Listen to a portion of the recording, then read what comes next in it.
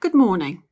Today's reflection looks at Mark chapter 14, verses 32 to 36, a time when Jesus went to Gethsemane to pray.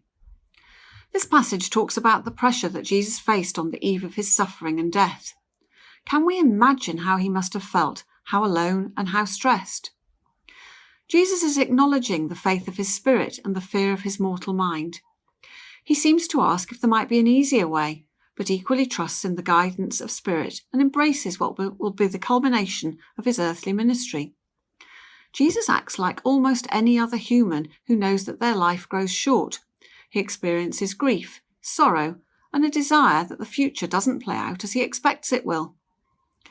This last year has been full of stress for all of us, many suffering from fear and possibly struggling with trust and belief.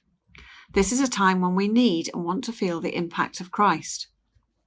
Personally, I find this passage helpful in opening my eyes to what Jesus gave to us. He bore such enormous suffering for us.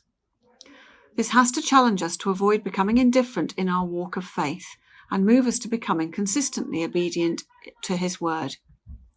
On a personal level, I often find prayer a challenge, not so much the act of praying, but the commitment to a quiet, reflective, purposeful time of prayer each day.